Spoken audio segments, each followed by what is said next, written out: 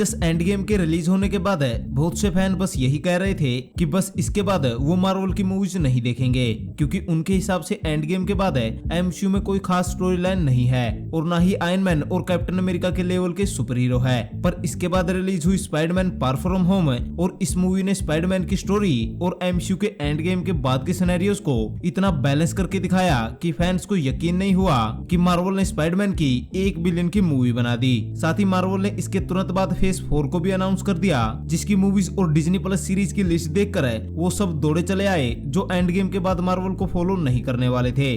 अब यहाँ इतने लंबे चौड़े इंट्रोडक्शन के पीछे का मकसद यही है कि आज मार्वल डॉक्टर स्ट्रेंज 2 और थोर लव एंड थंडर जैसी एवरेज मूवी रिलीज कर रहा है। तो क्या वो लोग सही थे जिन्होंने एंड गेम के बाद मार्वल को ना देखने का डिसाइड किया था? आज हम यही डिस्कस करेंगे कि मार्वल के साथ आखिर क्या प्रॉब्लम हो रही है जो एक ऑलमोस्ट परफेक्ट सागा बनाने के बाद भी average super hero movie release कर रहा है। अब एक सुपर हीरो मूवी, खासकर मार्वल की मूवी में स्टोरी काफी ज्यादा इंपॉर्टेंट रोल प्ले करती है। मूवी की स्टोरी कैरेक्टर को डेवलप करती है, जैसे थोर रैग्नारोक की स्टोरी ने थोर के कैरेक्टर को डेवलप किया। इसीलिए इन्फिनिटी वॉर में हमें एक पावरफुल थोर देखने को मिला और उसी इन्फिनिटी वॉर मूवी की स्टोरी ने हमें एंड गेम का मोटा थोर दिखाया। यानी एक कैरेक्टर की अलग अलग साइड दिखाने के लिए उस कैरेक्टर को लंबी चौड़ी स्टोरी लाइन में डेवलप करना होगा, जो कि फेज 4 की मूवीज में नहीं हो रहा। ब्लैक विडो मूवी में नताशा रोमानोफ के कैरेक्टर को डेवलप नहीं किया जा सकता था, क्योंकि वो मूवी पास्ट के इवेंट पर बेस्ड थी। इसलिए मूवी में जब ब्लैक विडो कहीं खतरे में पड़ती थी तो हमें ये पता था कि वो यहाँ नहीं मरने वाली,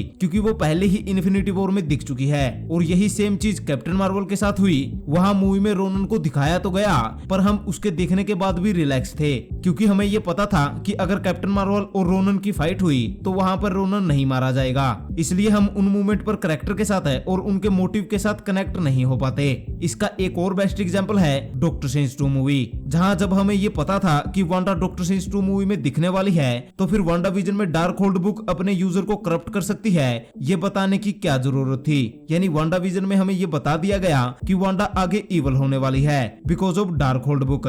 जिसके बाद डॉक्टर स्ट्रेंज 2 मूवी में वांडा इवल होती है और विलन बनती है because of dark hold book. तो अब इस स्टोरी लाइन के साथ तो फैन निराश ही होंगे, क्योंकि आप अगली मूवी को सेटअप करने के नाम पर उस मूवी का प्लॉट रिवील कर रहे हैं। ऊपर से मार्वल सिनेमैटिक यूनिवर्स एक ऐसा नाम बन चुका है जो अपने प्रोडक्ट्स को हाई क्वालिटी में बनाता है, और लोग मानते हैं कि मार्वल हमेशा बेस्ट करता है, जो कि एक गुड पॉइंट है, पर हमेशा के लिए नहीं। फैंस अब मार्वल से ये सपने में भी उम्मीद नहीं लगा सकते कि वो कोई एवरेज या bad super hero movie release कर सकता है। और अगर इसके बाद स्टूडियोज बैक टू बैक 2 बुरी मूवी रिलीज कर दे तो ये काफी चिंता वाली बात हो जाती है। यानी अगर सीधे शब्दों में कहूँ तो मार्वल एंड गेम के बाद एक ऐसे पॉइंट पे पहुंच गया है जहां वो डॉक्टर स्ट्रेंज 2 और ब्लैक विडो जैसी मूवी रिलीज नहीं कर सकता।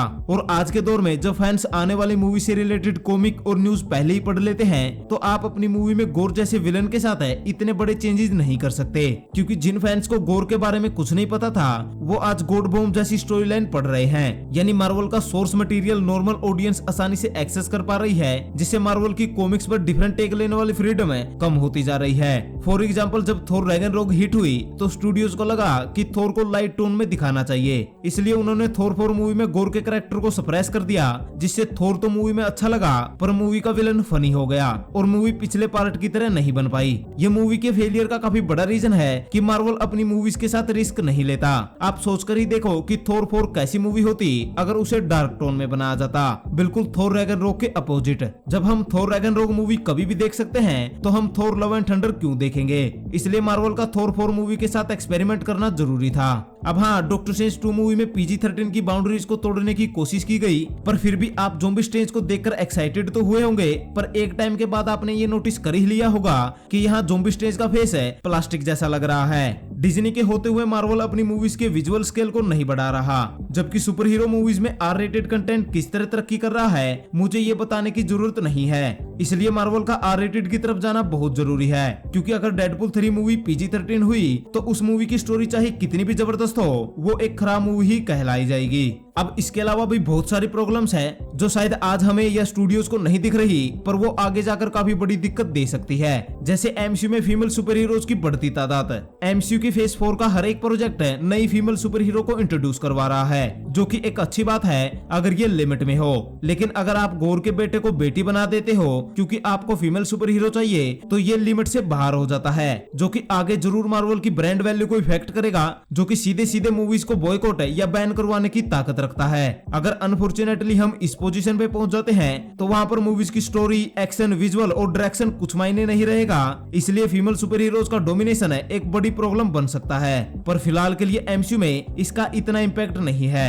तो अब अगर ओवरऑल बात करें तो मार्वल की bad marketing, weak story line और कैरेक्टर्स को जस्टिस ना देना काफी बड़ी प्रॉब्लम होती जा रही है। हालांकि हम फैंस का बहुत ज्यादा उम्मीद लगाना और लीक्स पर ट्रस्ट करना भी उतनी ही बड़ी प्रॉब्लम है। हमें ये नहीं भूलना चाहिए कि मार्वल ने हमें फेज 4 में नो वे होम, शैंग-ची, लोकी, मून नाइट और वांडा विजन जैसी सीरीज और मूवीज डिलीवर की है। इसलिए चाहे मार्वल के साथ कितनी भी बड़ी प्रॉब्लम चल रही हो, लेकिन अभी भी मार्वल बेस्ट ही करेगा। इसलिए आप अपना ट्रस्ट बनाए रखें और बैड मूवीज को भी एंजॉय करने की कोशिश करें। वैसे आपको क्या लगता है मार्वल की मूवीज के फेलियर होने का मेन रीजन क्या हो सकता है? क्या हम फैंस भी मूवीज के फेलियर के जिम्मेवार हैं या नहीं, ये हमें कमेंट में जरूर बताएं। और अब अगर आपको हमारी ये वीडियो पसंद आई तो इसे लाइक और शेयर जरूर करें। ऊपर से इसी तरह के सुपर कंटेंट के लिए हमारे चैनल को जरूर सब्सक्राइब करें। Thank you guys, this is Vicky सीमार and you watching the Vicky सीमार।